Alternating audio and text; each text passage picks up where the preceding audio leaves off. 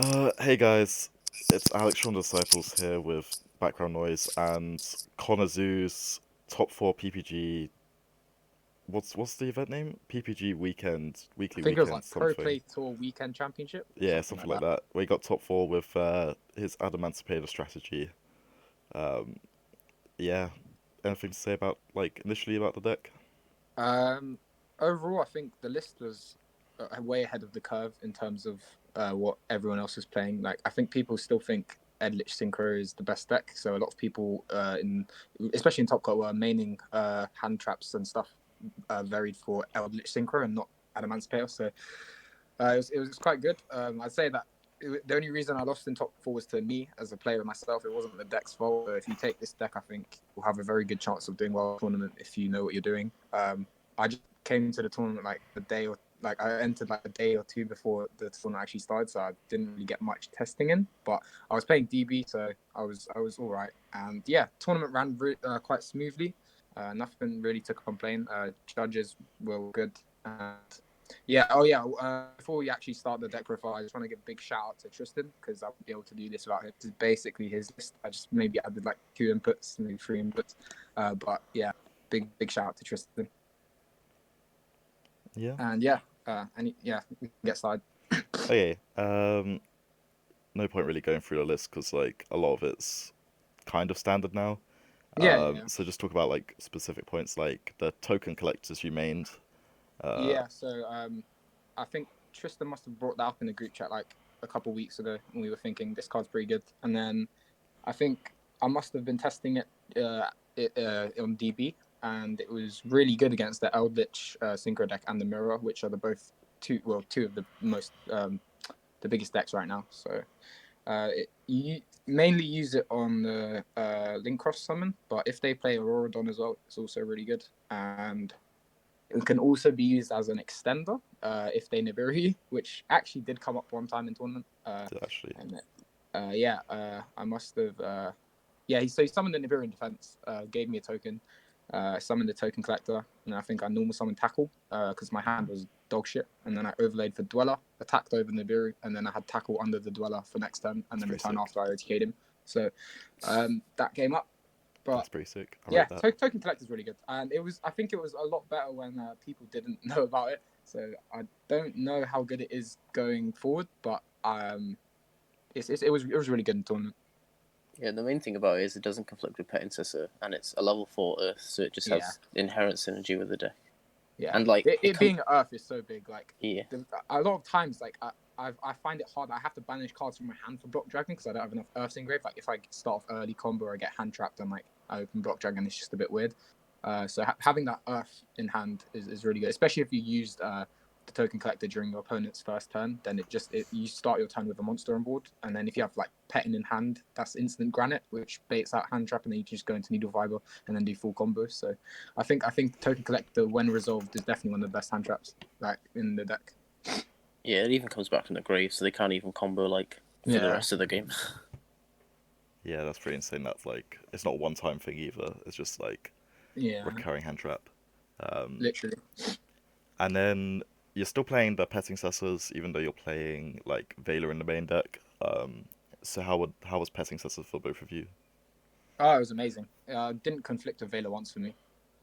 It conflicted with Veiler once for me, but that was only because I opened Imperm Veiler and I just didn't use Imperm. But other than that, it was like the chances of opening Veiler and then Yeah, drawing into Pet Intercessor are so low, it's like almost negligible. yeah, because most of the time, like if you out of all your hand traps, the only one that conflicts with petting is Vela. So most of the time, if you open a combination of any two hand traps, you might want to use the other one first before you use the Vela. If you have petting in hand, if you don't have petting in hand, then I think you just stop their play and then hope you don't draw petting.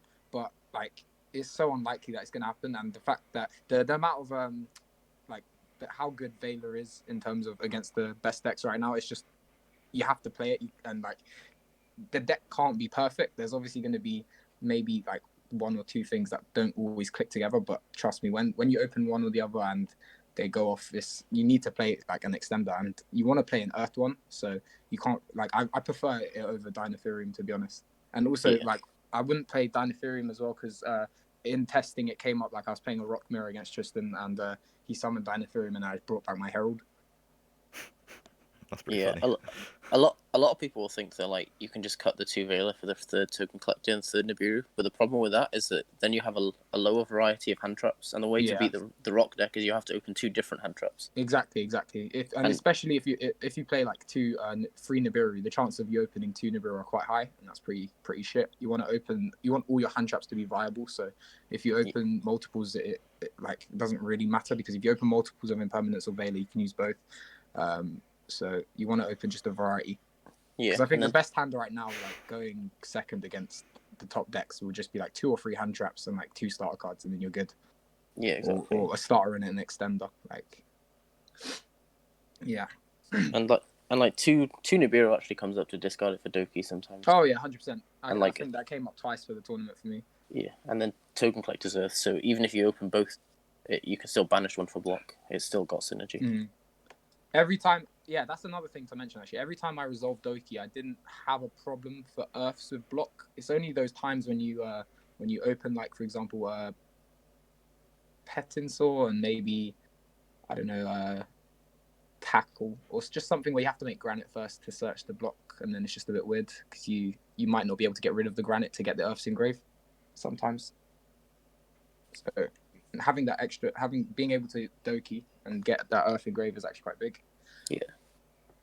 And then also, like, because you haven't really been playing Weeping Idol before, how was that for both of you?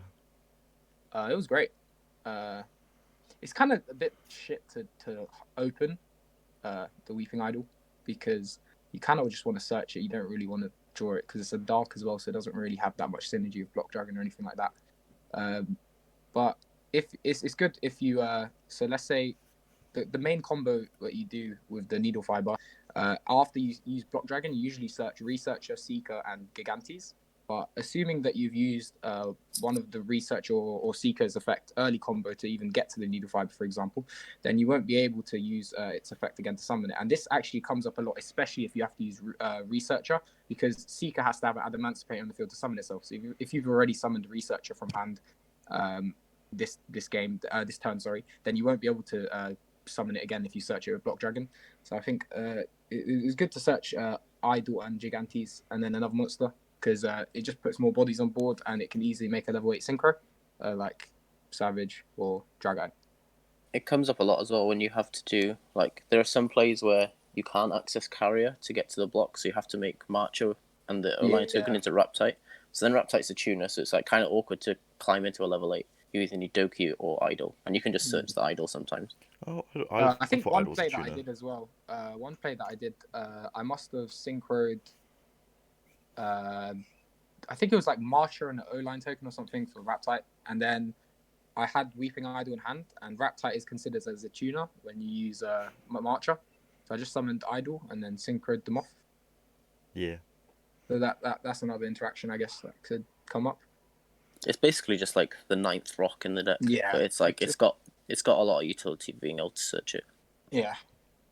Yeah, I didn't realize it was a tuner until just now. Oh, it wasn't a tuner, sorry, until just now. Actually, one of the best things about Idol as well is, unlike Gigantes, it doesn't banish at Earth, so it doesn't eat up your Earths for Block Dragon. You can just banish like an O-line or a Veiler or something. Yeah, that definitely comes up. Yeah.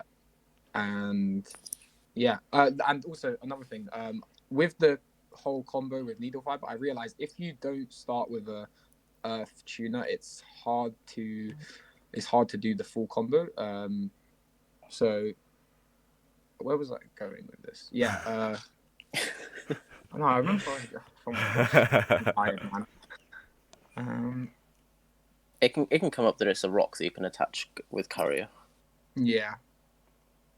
Yes, that's what it was. Yeah, so I think I must have done the combo in top 8, and I only had Ash and Petinsaur, and I must have brought back like the Ash or something with the Marcher, and then I just had a Weeping Idol extra, and I think I must have attached the block to the Weeping Idol and then just linked them off for IP. So that came up, I think. Yeah. Understandable. So how was the Magical Midbreaker Field 1 of in your deck? I think it was the best card in the deck. Yes. Well, actually, no, I lied. Block Dragon is probably the best card in the deck. No, every time I drew Midfield Breaker, apart from the top 4 match, like I won the game easily. Like in top 8, game 3 against what was his name? Jarrett Jarrett Zimmerman. Zimmerman. Yeah, so I game 3 I opened midfield breaker, and I opened a pretty average hand. Like my hand wasn't that great. It was just combo, but if I got stopped by a hand trap, I pretty much lose. But because of midfield break, it didn't really matter. And after the game, I did full combo. He scooped, and then after the game, he showed me his hand, and he had like I think it was like Moonlit Chill, Vela, and some other stuff. And so and he gambled you on Doki as well, so the yeah, Doki just didn't even die. Yeah, so the midfield breaker saved my Doki as well, which gave me extra monster. Yeah. I don't know if you read the midfield breaker properly or not, but I think that was definitely a misplay. No, considering the Doki wouldn't die. Yeah, I don't know. But, like, I don't think there was any other card like you could have played in that slot that would beat that hand. Like 100%. Yeah. There's no way you beat 3 hand traps without opening block. So mid breaker field just turns off like, and everybody's on Imperm Veiler. It even beats Token Collector because they can't pop the tokens if you have it up. Yeah. I think So based on what the rest of the people are playing in terms of hand traps, I think the midfield breaker was the perfect one-off card to just have that as a one-off. If I draw it, I win the game, sort of thing. Going first, even going second, like it's just amazing because it stops Conquistador. Conquistador, yeah, the Eldritch one that pops on. So that's also really good. Yeah, that comes up a lot, and it comes up that if they have Golden Land forever and they negate like a tuner, the tuner doesn't die. That's pretty cool. Yeah, so it's got a lot of like niche interactions as well. Yeah, exactly. So it's not even dead against like control decks. Yeah. I had another point about it and I've forgotten it now. Did it ever like contradict like the mid-breaker field? Did that ever like contradict with your impermanent Veilers? Yes. So in the top 4 game against that Andres Torres guy, I activated midfield breaker and I proceeded to do semi-full combo because I misplayed halfway through. But I ended on like an alright board, but and I had an impermanent set, and he dark ruled me, cleared my board, and I couldn't imperm his guy because midfield breaker was up, and then I lost the game. So that's the only time it's came up, but that was because of me misplaying. Like if I made the full board correctly, I would have won. So it's nothing to do with the deck. I think the midfield breaker was good. It comes up with midfield breaker going second into the mirror because if they end on IP and you activate midfield breaker and they don't negate it, they can't unicorn spin or normal summon anymore. So you can safely just go normal summon battle phase and they can't do anything with the IP. Yeah, I think they have to go into Appaloosa if you try to go to battle phase. That's not which great. is fine as well. And then I think that's about it with the main deck. So if we talk about the side deck a bit. So you're siding both Exchange and Call by the Grave, which I haven't really seen from your lists particularly before. I think the theory behind that was basically most of the time Exchange does the job, but the way we do it is usually if you open a normal hand, you'll probably have 2 to 3 plays and then 2 hand traps. That's the average hand. And so what we do is we try to put like 3 or 4 monsters on the board first and just try to play through any hand traps. Let's say we open Exchange and Call by the Grave, just to see their utility in this. So we try to play through, bait any hand traps. If they use a hand trap like Ash, Vela, Ogre, anything like that, it gets Called by the Grave. And then after that, we exchange because we've already put like 3 monsters on the board. So the last card in our hand is probably shite. It's probably a rock or something, which is, unless it's the mirror, it's dead for my opponent. Like I think I gave my opponent the Weeping Idol in one of the games, and that did fuck all. So after you if you bait out a hand trap and you Call by the Grave it, after you exchange, they're almost guaranteed to have nothing left, and then you just full combo. So that was the mentality behind that. Exchange is also just really good because this deck really only loses to Dark Ruler or like 3 hand traps turn 1 if you don't open block. So Exchange was really good to be able to pull board breaking cards out of my opponent's hand rather than preventers like hand traps. But it also, like, Exchange was also really good for just taking hand traps as well, because I think in the top 8 match I used Exchange and I took my opponent's Moonlit Chill, and that was just good. Like, they just gave me a hand trap for his turn and he took my Weeping Idol. So Exchange was played really well over the tournament. Every time I resolved Exchange, I won the game. And Call by the Grave was good as well. I played against 2 Orcust, so in one of the games I bricked really hard, but I opened Call by the Grave, and his only play was Foolish Burial for Nightmare, so I Call by the Grave the Nightmare and then won next turn. Love that. Yeah, so like Exchange is like very comparable to a pointer, but because everybody's maining hand traps now, and they don't side into Dark Ruler, it makes sense that post side you need to beat hand traps, and the only way to do that with this deck is by playing Exchange. And in the rock mirror especially, even if they don't have a hand trap, you can just take one of their extenders. Yeah. And they have one less card to play with. In the rock mirror. And like against Eldritch, if you take one of their hand traps, they can't play through it. So even if they have multiple hand traps, as long as you've taken one of them, then they can't full combo you through your board. Because they need. Do they need one of the hand traps for No, it's just that like one of the hand traps will beat their combo. Yeah. Because like against Eldritch, one hand trap is enough to beat them. Oh yeah, that's another reason why I think this deck is just a lot better, because this deck can play through. I think there was this match where I was playing testing against Tristan, and I opened Vela, Imperm, and Nibiru, and he played through all of that. Because if you open Block Dragon, you can do that. After they Nibiru your whole Link Cross field and give you a token, you just summon the Block Dragon, make Cerberus, and then full combo. So that's another reason why I think this deck is definitely the best deck. So especially against Eldritch Synchro, that deck, even though it may be more grindy and I don't know about consistency because I haven't played the deck, but everyone seems to be on it, so it must be good. But it just dies to like one hand trap, like Impermanence on Auroradon or. That's another good thing about Call by the Grave as well, is because even if you don't have to use it in your turn, if they like Nibiru you or Gamma you or Imperm you and you can't use Call by the Grave, you can just set it as a trap, and it's really good against the Rock Mirror because you get to Call by the Grave to block. And it's really good against Eldritch because like if they go normal Jet, you can just Call by the Grave the Jet and their play is gone. And if they try to, for example, Nibiru maybe, if they have a Nibiru Grave already, I don't know, that could come up maybe. Or it's got a lot of niche applications. A lot of small niche applications, yeah. Okay, and then like another point is you're siding for one-off hand traps. Obviously you've got multiples of them in the main already, but why did you decide to side like these one-offs in this situation? Well, is that the thing is, we're playing all the best hand traps in the main already, and as we explained, we have variety in terms of what we open versus combo. So we sided the other four because when we go second, we don't want to see as many of the excavatable rocks because they're usually just bricks. So we usually side out Guardian, a Block Dragon or two, one of the Tackle Crusaders, and one or two Doki. So that's 4 to 6 cards, and then depending on the matchup, we put in the other 4 hand traps. So we're playing like 13 hand traps, the Pancratops, and if I'm playing against Eldritch, I put in the Reboot as well. Just do you want to play the extra hand traps because they're all, you just want to increase the chance of you opening one, multiple of them, and those were just the best ones. The reason why we played one Ash was because we were already maxed out on the other 4, and it was just the 13th hand trap that was just the most versatile.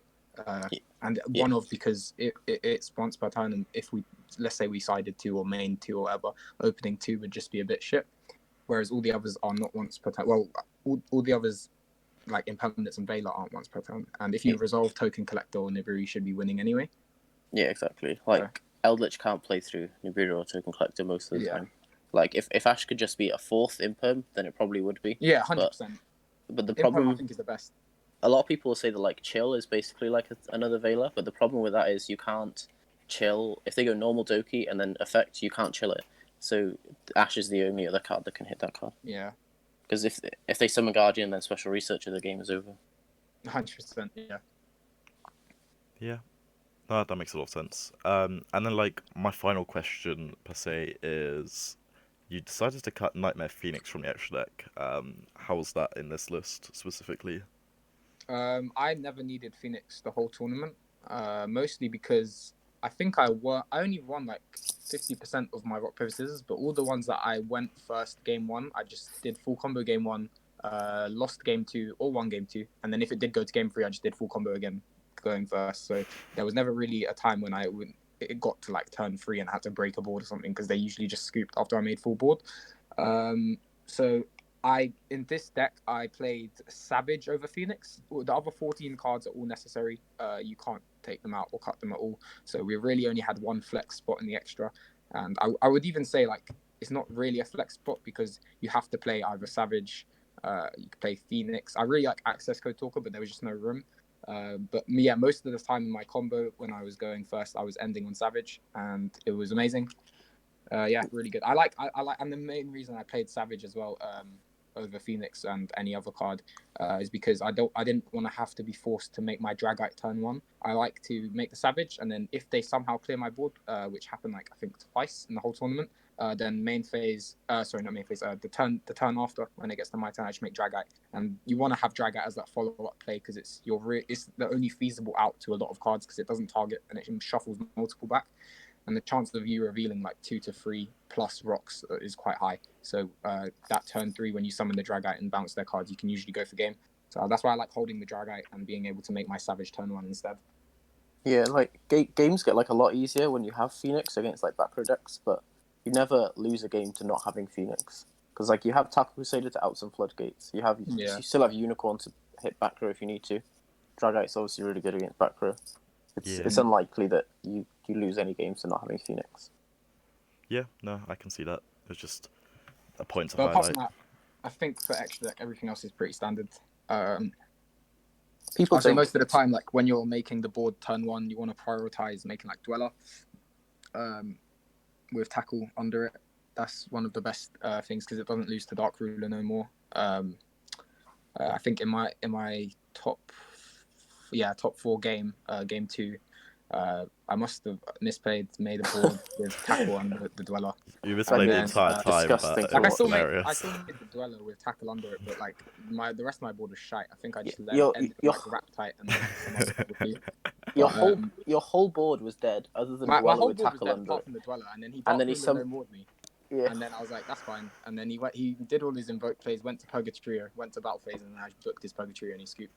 It was unreal. It was funny as well because like I knew I misplayed at that time because I was like under a lot of pressure, and I was reading the chat, the watchers chat, and they were all calling me a scrub. And then I was like, yeah, Dweller effect in battle phase. Like, what's he doing? and then they didn't realize what was going on. That was amazing, to be honest. But... yeah, that was funny. Yeah. Some people don't play Link Spider as well, but we've covered that in the last deck profile that it's absolutely necessary for fiber combo. I only put Link Spider in like a week ago or something, but definitely one of the best things to add to the deck. It's a thing that comes up with Link Spider because the main reason to play Link Spider is obviously for the combo because you want to link it and the link cross for carrier. But there was a couple of times in the tournament when I must have summoned the O-line token, summoned the Link Spider, and then I think they must have like. So they Nibiru'd, one of them Nibiru'd me and on my link cross. So it cleared my board and I got a Nibiru token and an O-line token. And I must have linked the O-line token for Link Spider, put an extender on board and made a Cerberus and popped his Nibiru. And then I think I drew Block Dragon off it. Yo. Yeah, that was a game. There was a game you had as well where you got disrupted and then you could still extend into carrier, but you only had one normal on field. So you made Link Spider. And then carrier attach block to Link Spider, and then put the block on Link Spider, and then just crash Link Spider and search. Yeah, I remember seeing that. That was sick. I still lost that game, but that was a cool play. Yeah, it definitely comes up. Are there any like final remarks you want to make about the list? Again, big shout out to Tristan because he helped me so much with this deck. I only put in like 2 inputs, like most of it was his ratios, and the ratios were so peng. I didn't brick all tournament. My only loss was in top 4. I came first after Swiss with 6 wins, 1 draw. Draw to Cubics. Yeah, so actually, I'll just quickly explain my matchups. I played 9 rounds, so it was 7 rounds day 1, top cut day 2, top 8. So round 1, I got a bye. Round 2, I played against Cubic. The thing is, I can't really justify my draw to Cubic because I didn't really lose to Cubic. I lost to Mystic Mine, but I remember siding in Lightning Storms, but after the game, I checked my deck and they weren't in my deck, so I was like, okay, I forgot to put them in. So I think I waited like both me and him spent like 20 minutes just passing turn while the Mystic Mine was up, and at one point I exchanged him and took his Mystic Mine and activated Mystic Mine. So if he cleared his Mystic Mine to try to kill me, he couldn't kill my Mystic Mine as well. But yeah, so we were just drawing back and forth like 20 turns, and then there was 3 cards left in my deck. I was like, there's the 3 Lightning Storms. That's so unlucky. And I drew one of them, and it wasn't Lightning Storm. Is going on. And then, I realized I didn't side them, so I got a draw. But, so round 3, I played against Edlich Synchro. Just comboed and won. Round 4, Edlich Synchro, again, comboed and won. Round 5, I played against Orcust. I think I won this 2-1, because in game 2, he went first and he comboed. The Orcust combo is actually pretty interesting. I think they end on IP, Lib, Ding, and I think live not Crescendo, live Babble with Skeleton Engrave, something like that. And the lib is actually really cool because when you ip it away to make Appaloosa, you can shuffle a card. Yeah. So I think I didn't realize that effect and I lost to that. So just remember that in future. And then round 6, I played against Orcus again. And this time I knew what the deck did. So 2-0'd it. And then round 7, I played against another Edlich Synchro, beat it. That was the last round of day 1. I think that I played against Cam Neal. And he's a good player. That was a difficult match. Round 8, I played, which was the first round of Top Cut. I played against Jarrett Zimmerman, playing Edlich Synchro. I've already explained how it went with a midfield breaker, but that won me the game. And then round 9, I played against the Invoked Edlich guy. I had no clue what Invoked Edlich does. I've never seen that deck before. I knew what the Edlich cards did, but I think I realized too late that the stuff you're meant to stop is the Invoke stuff because the Edlich cards do nothing. But yeah, either way, I learned a lot from the tournament and it was run really well. So thank you to PPG. And yeah, that's pretty much it. Thanks for watching today's video. If you enjoyed it, don't forget to leave a like, comment and subscribe to the channel, as well as follow all of our socials in the description below to keep up to date on the team and all of our content.